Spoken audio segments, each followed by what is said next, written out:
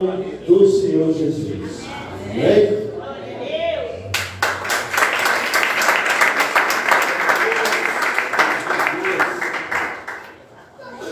Glória a Deus, a graça e paz, meus irmãos. Amém. Vocês estão felizes com Deus? Amém.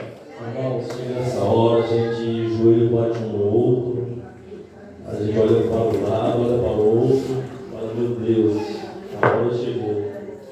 Mas Deus sabe aquilo que faz. Irmãos, para quantos aqui Jesus é ainda a prioridade? Glória a Deus! Jesus, ele é a tua prioridade. Jesus, ele representa para você a sua prioridade, ele está no centro. Glória a Deus. Glória a Deus. Muitas das vezes que Jesus ele ia fazer algum milagre, ele falava: a tua fé te curou, a tua fé te salvou. Porque muitas das vezes saímos do nosso lar, a gente fala: vamos para a igreja, hoje vai ter um pregador de fora, vai ter um ministro de fora. Então ele vai revelar o número do meu RG nessa noite. Mas Jesus ele já falava: a tua fé te salvou, a tua fé te curou. Então o pregador ele mesmo não tem nada. Jesus se faz presente. Jesus que opera a toda maravilha. Amém? Sou grato a Deus por esse convite, essa incumbência nessa noite, de estar aqui juntamente com os irmãos, ministrando a palavra do Senhor, e por essa grande responsabilidade que é estar abrindo esta campanha. Está na minha esposa, grato a Deus, louvo a Deus pela vida dela, da minha filha, glória a Deus pela vida do pastor Jorge, que fez o convite, meu irmão, todo o corpo onde eu creio, e todos os irmãos que nessa noite aqui se encontram para ouvir a palavra do Senhor. Amém. Abra vossas Bíblias no livro tema nessa noite, Efésios capítulo 3. Glória a Deus.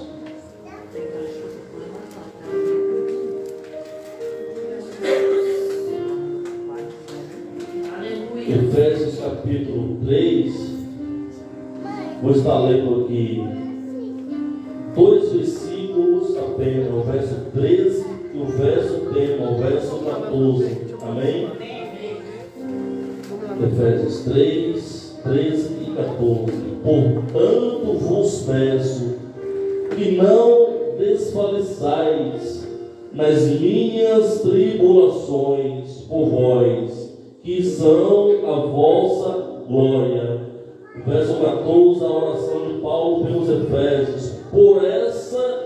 Por causa disso, me ponho de joelhos perante o Pai de nosso Senhor Jesus Cristo.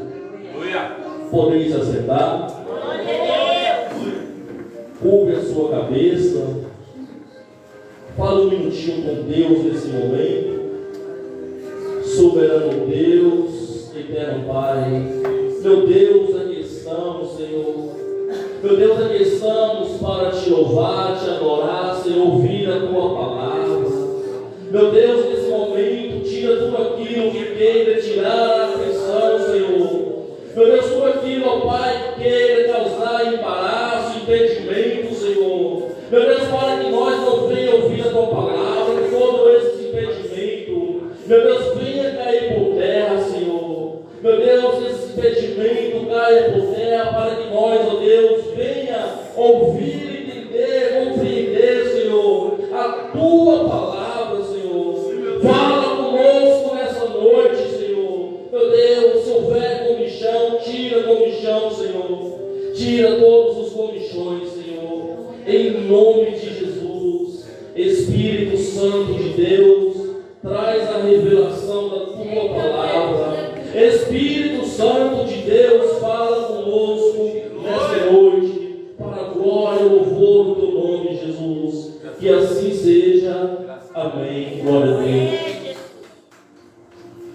Toda glória, todo louvor a Deus. Queria só um pouquinho de fundo, em nome de Jesus. Irmãos, Paulo, apóstolo Paulo, também conhecido como apóstolos dos gentios, ele na sua segunda viagem missionária, ele vai passar por Éfeso pela primeira vez, juntamente com Áquila e Priscila. Ele vai ficar pouco tempo na cidade de Éfeso. Ele vai se reunir ali juntamente com o pessoal na sinagoga. Ele vai debater com alguns ali a respeito da palavra. Ele vai persuadir alguns ali com a palavra de Deus.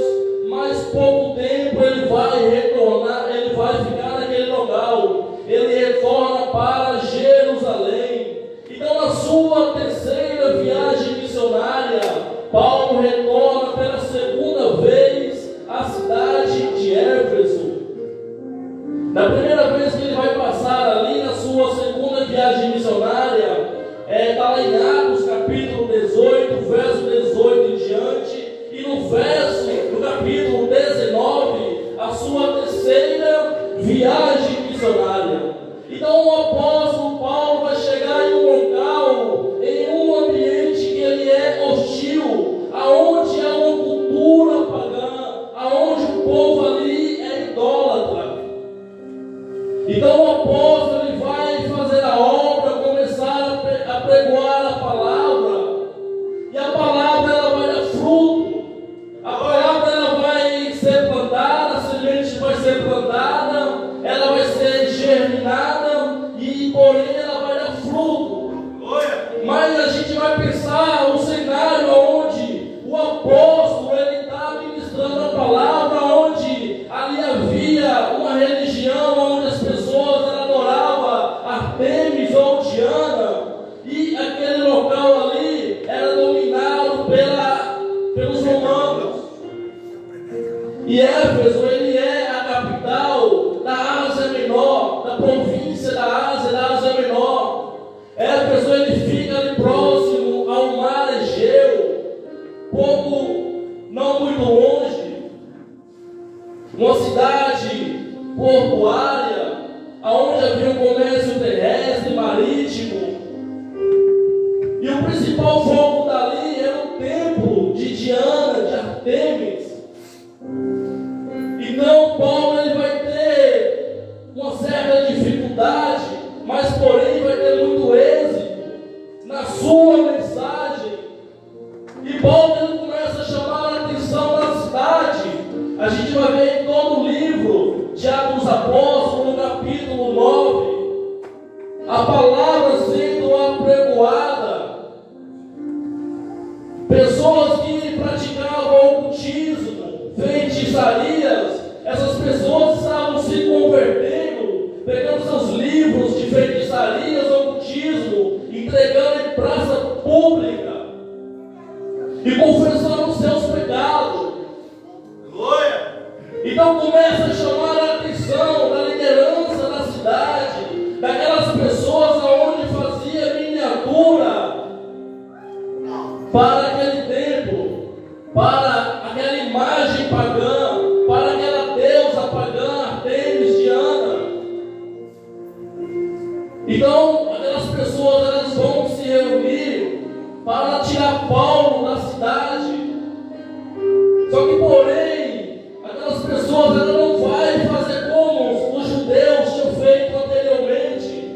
Ela não vai questionar a doutrina como Paulo ali estava pregando, porque elas estavam preocupadas com o lucro, com o benefício que aquelas miniaturas trazia a eles, Demétrio, com mais alguns artesãos.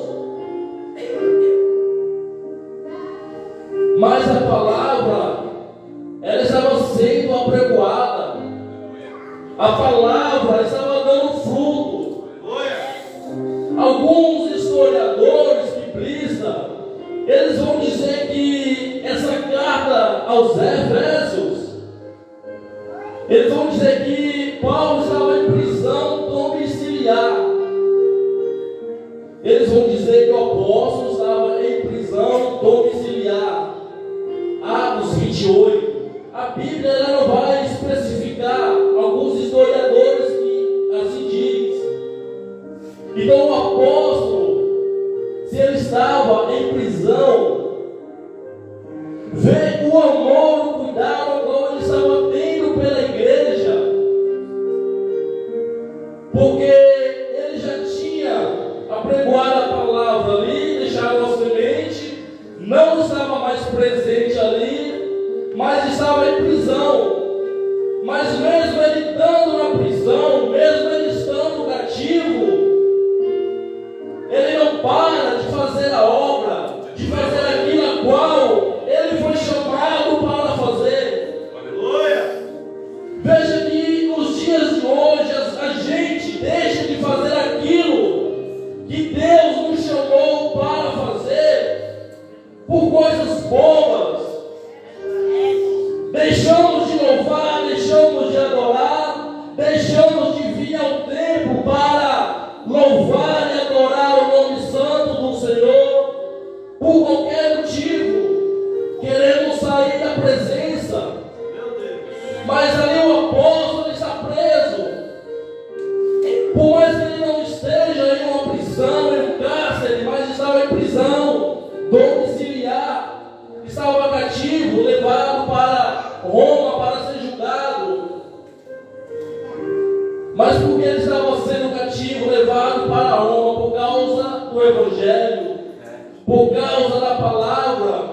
E a gente vai ver o tema principal dessa carta, que a igreja, eclésia, no grego, ela representa o corpo de Cristo.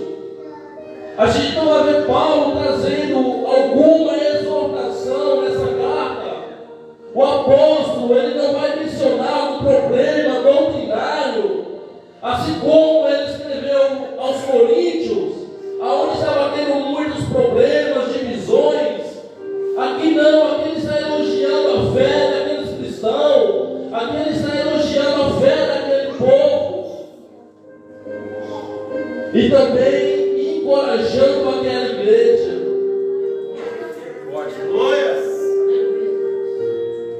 Ele vai trazer um encorajamento àquela igreja, àquele povo, para que aquela igreja, como estava começando na fé, aquele povo estava começando a caminhar na fé. Então ele vai trazer esse encorajamento para a vida daquele povo, daquela igreja. Mesmo tão longe, ele não esquece daquela igreja, daquele povo. Porque ele sabia que ali era um local fácil daquelas pessoas ela abandonarem a fé e voltar a praticar aquilo que estava praticando no passado.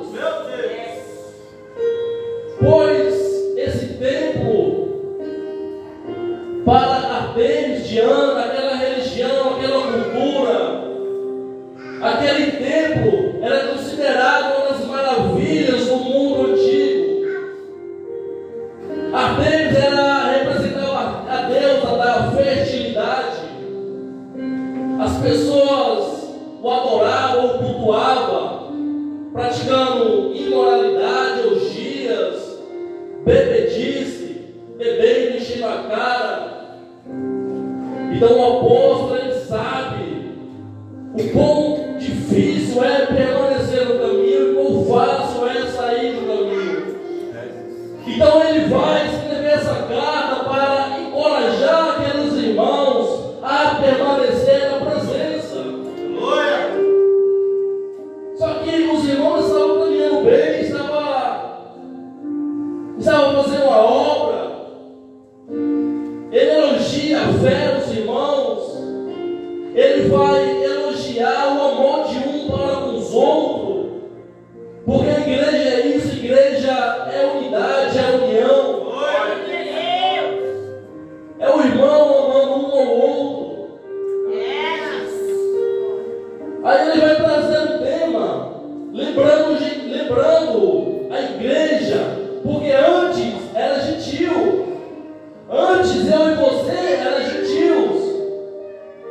Então ele vai lembrar a igreja, ó, lembrai-vos de que vocês antes eram gentios na carne, chamados em incircuncisão, pelos que aqueles que estão na carne se chamam circuncisão. Lembrai-vos de que antes vocês estavam longe da promessa, afastados da promessa, afastados de Israel. Mas agora vocês que estavam longe, agora vocês estão perto. Vocês que estavam longe da promessa, agora vocês estão perto da promessa. Quem era eu, quem era você, irmãos, no passado? Quem éramos nós no passado? Alcoólatras, prostitutos, prostitutas, traficantes, salteadores, praticava, fazia tudo aquilo que não agradava a Deus. Mas o hoje e o agora? Lembrais agora de como vocês estão na presença. Porque antes estávamos fora da promessa. Mas agora estamos na promessa. Só que o Antigo Testamento ele vai mencionar que a salvação é para todos. Livro de Isaías 49, verso 6 vai dizer que a salvação é para os gentios.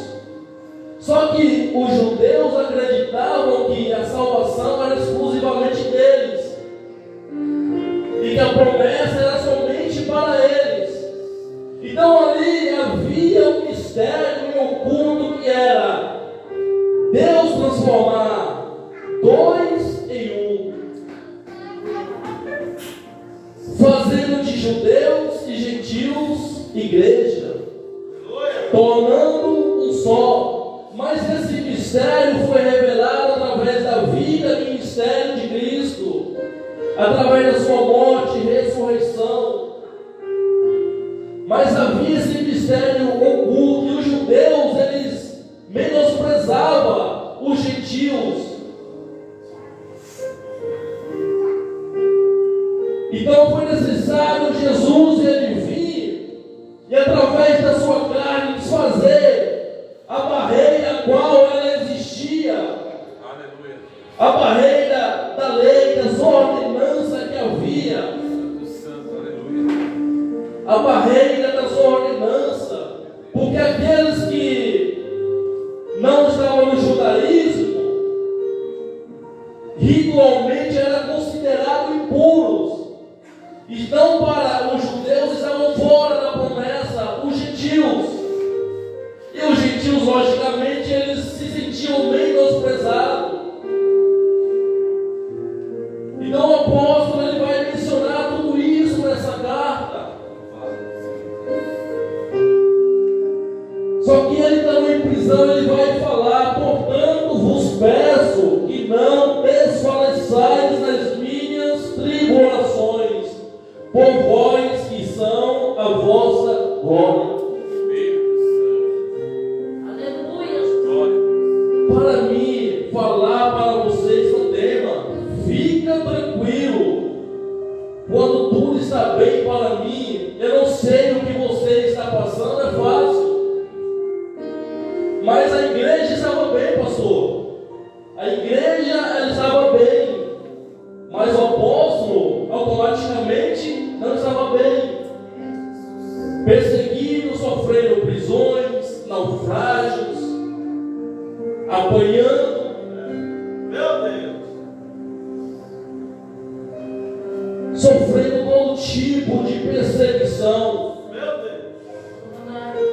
E ele vai dizer: não temas, não temas, a porta fechou, não tema. Disseram não para você, não tema. Aleluia.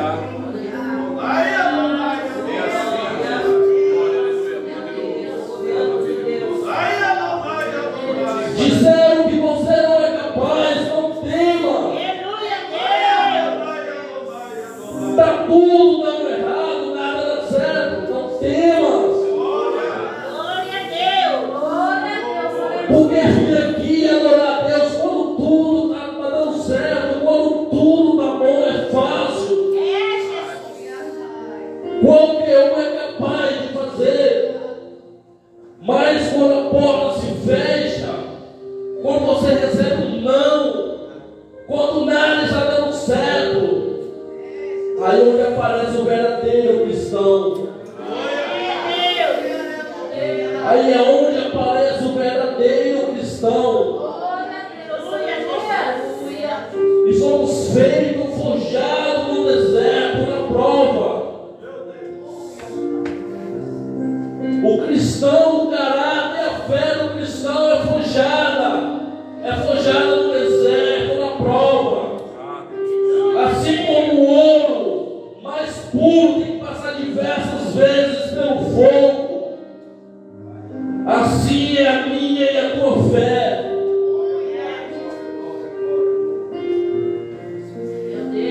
Aí tudo é fácil, tudo está dando certo, você está glorificando, você está adorando. Sobe monte, desce monte, dias de culto, está no ministério, está presente.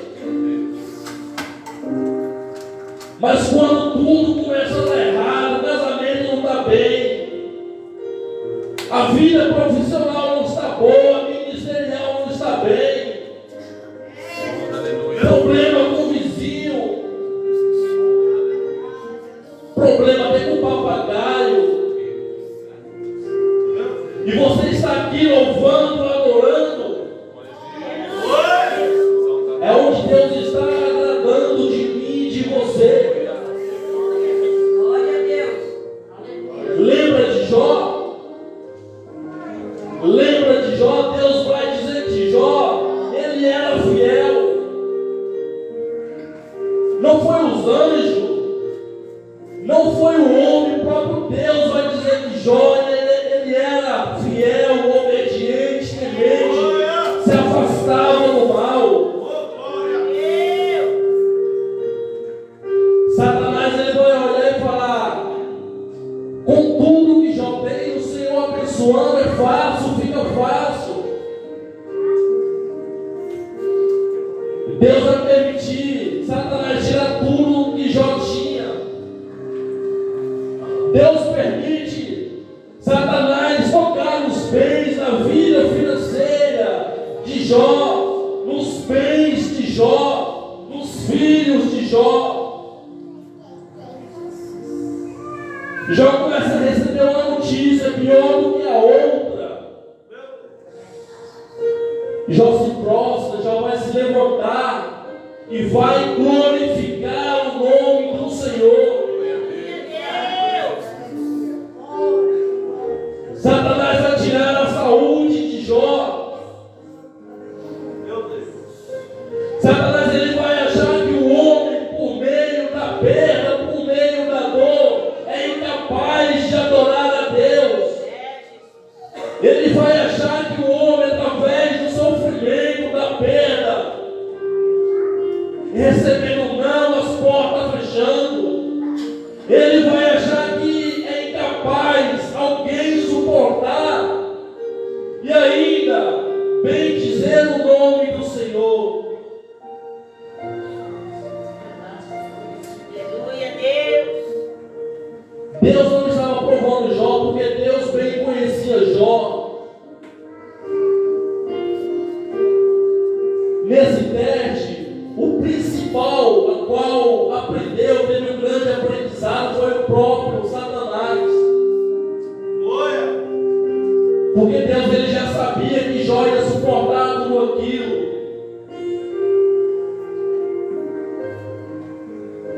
Essa prova de Jó está servindo para o próprio Satanás. Quantas vezes o diabo ele vai impedir a minha e a tua vida para Deus nos acusar, querendo nos destruir, acabar, paralisar com o nosso ministério, acabar com a nossa família. Ele vai até onde Deus deixa, ele toca onde Deus deixa ele tocar.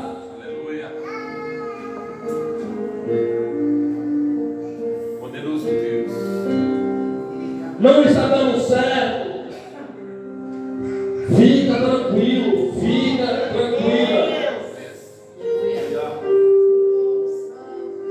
não se apavore, Está doendo, suporta o processo. Está difícil, suporta o processo. É doloroso, mas suporta o processo. Uma coisa é certa: cristão ou não cristão vai passar por provas. O problema é que o cristão, quando as coisas começam a dar errado, a primeira coisa é querer sair da presença do Senhor. Mas sair da presença, vai ficar tudo bem? Vai melhorar? Não vai. Saindo da presença, vai continuar as provas. No mundo suportamos tantas ofensas, tantas acusações, tantas dificuldades, tantas enfermidades. Mas na presença de Deus queremos sentar em cadeiras de ouro com os reis. Não tem problemas, não tem dificuldades. Isso ninguém quer, irmãos. Mas temos que suportar o processo. É necessário suportar o processo. Então o apóstolo, ele vai orar. Ele vai orar pelo bem-estar daquela igreja. Por essa causa eu me coloco de joelho. Pela fé dos irmãos para com Deus. Pela unidade da igreja, o amor fraternal de um para com os outros. Pelo compromisso ao qual os irmãos têm em dias de culto aqui. Quantas vezes o pastor, o líder, a liderança, ela se coloca em joelho pela tua vida.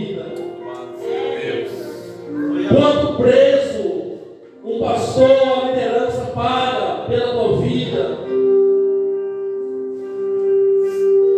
Às vezes deixando de fazer para a própria família, mas pelo amor à obra, pelo amor à salvação dos irmãos. Quantas vezes o pastor se coloca de joelho para que você esteja aí sentado, recebendo a bênção, sendo abençoado? Não temos noção, irmãos. O preço que o pastor, a liderança, ela paga. Isso não é em dinheiro, é em tempo, é em preocupação, é em dedicação para uma obra. O amor para com os irmãos. Às vezes está fatigado, cansado, mas há uma ovelha com problemas. Quem vai lá? O médico? Quem vai lá? O advogado? Quem vai lá? O delegado? Vai o pastor. É o pastor. Por essa causa, o pastor, a liderança, se coloca de joelho. Você tem se colocado de joelho por essa obra. Você tem se colocado de joelho pela tua família, pelo teu casamento, pelo teu ministério. Por essa causa, temos vários motivos, várias causas, a qual merece eu e você tirar o tempo de se colocar de joelho. O que não falta é causa para eu e para você se colocar de joelho.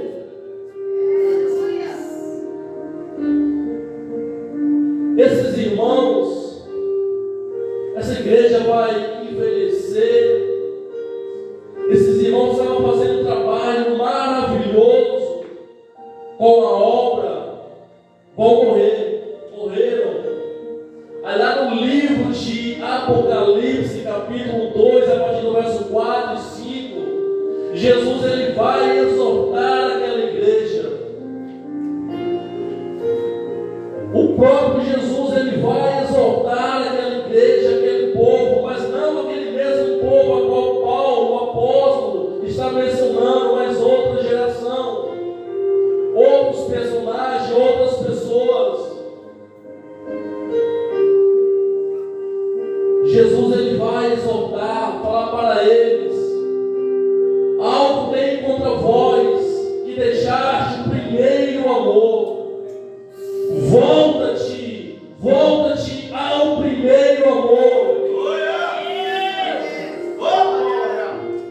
É necessário retornar ao primeiro amor. Enquanto os dias de hoje estão deixando o primeiro amor.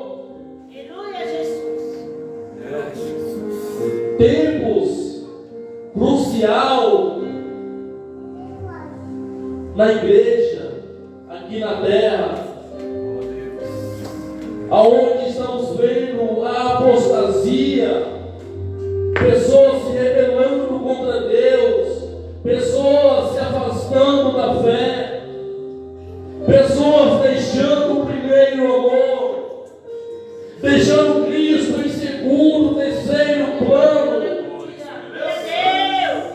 pessoas preocupadas com a sua vida financeira, com seus status, com a sua fama, com a sua popularidade, e deixando o primeiro amor, indo para o segundo, terceiro, quarto, e Jesus ficando bem distante.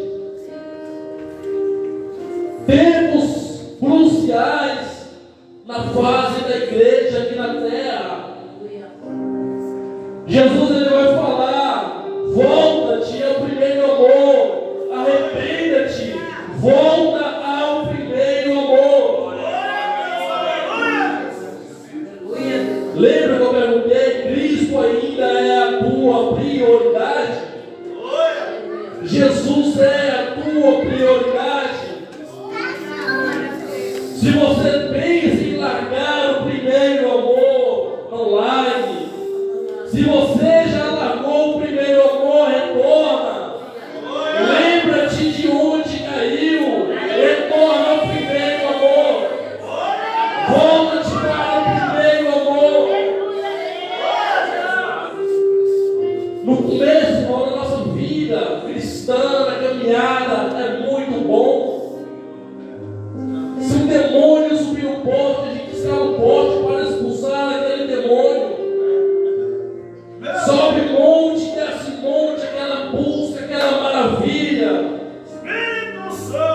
Aí depois começa a se esfriar a fé e a largar o primeiro amor. Aí entra na apostasia,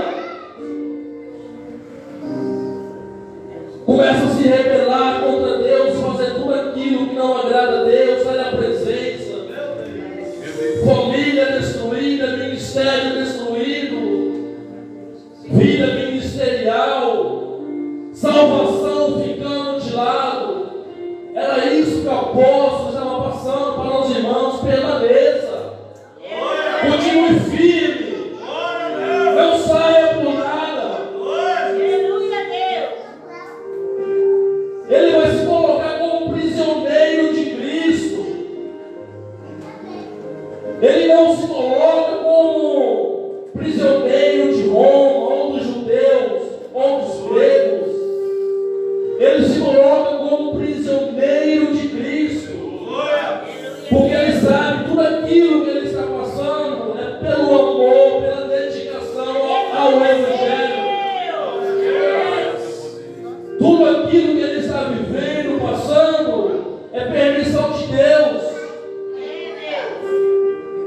Será que nós temos sido prisioneiros de Cristo? Ou prisioneiros do pecado? Ou prisioneiros do sistema global, mundial? É necessário retornar ao primeiro amor. Abandonar o mundo. Porque uma coisa é certa: Jesus, ele Ele vai voltar. Ele está retornando, Ele está voltando para buscar uma igreja lavada, remida no sangue do Cordeiro. Glória a Deus. O dia, a hora, nós sabemos. Mas uma coisa que me chama muito a atenção é que os apóstolos, os discípulos daquela época, da igreja primitiva, eles já viviam como se o retorno de Cristo fosse naquela época. A igreja ela cresce em poder. A igreja ela cresceu em poder. Ela sobreviveu em poder dada por Cristo. Aí hoje, nos dias de hoje, é tanta ética, pouco da presença de Deus, pouco poder, muito respeito às autoridades terrenas e pouco da presença de Deus. É necessário buscar poder, poder do alto, revestimento de poder.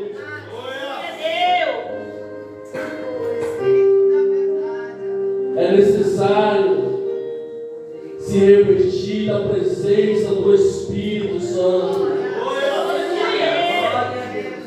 Não dá mais tempo para ficar em cima do muro, cocheando em dois pensamentos. Não é mais tempo de ficar, eu fico na igreja, eu saio da igreja. Nunca foi tempo de estar longe da presença.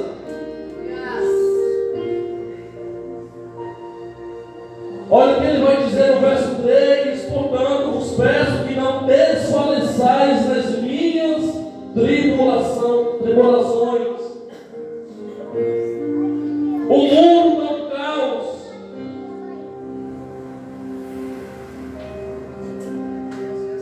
O mundo está um caos. Guerras, rumores de guerras, problemas. Não se desespere, não se desfaleça na fé. Porque Deus ele não perdeu o controle. Tudo está no controle absoluto de Deus. Não temas. Amém? Meus irmãos, não vou fatigar os irmãos, não vou prolongar. Glória a Deus, eu confesso que estudei. E estudando ali, pensei em ir para outro tema, outra passagem da Bíblia. Mas eu não gosto de quando me dá um tema e eu pregar fora dele. Não prego fora. Gosto de pregar dentro do tema. Porque se Deus ele deu um tema, uma direção, um norte, a gente tem que ir por esse caminho. Meu Deus, lia, relia, a inspiração vinha, a revelação não vinha. Falei, Senhor, sei que o Senhor está na frente. E o Senhor falar com a igreja aquilo que o Senhor sabe que a igreja necessita de ouvir. Eu espero que os irmãos tenham recebido nessa noite a palavra de Deus. Irmãos, o bom não é no começo, o bom é no fim. O melhor ainda está por vir. Hoje foi apenas o primeiro dia.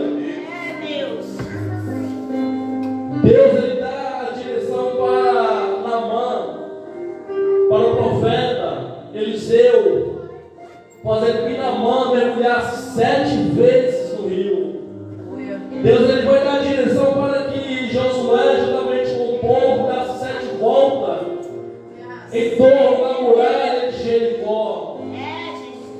Naamã não foi curado na primeira vez. O muro não caiu na primeira e na sexta vez, mas foi na 7ª. Então o melhor ainda está por vir. Agradeço a minha oportunidade, as palmas de Deus.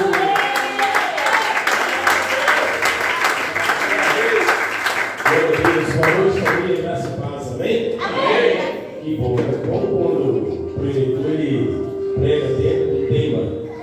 Esse é importante para todos nós. Vamos ficar de pé?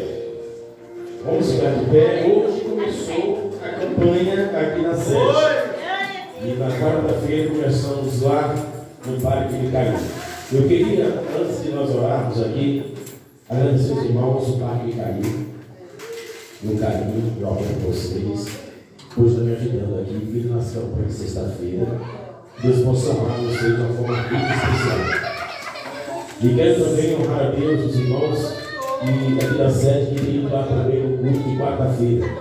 Que Deus possa honrá-los. É uma batalha constante para nós. E se nós estivermos unidos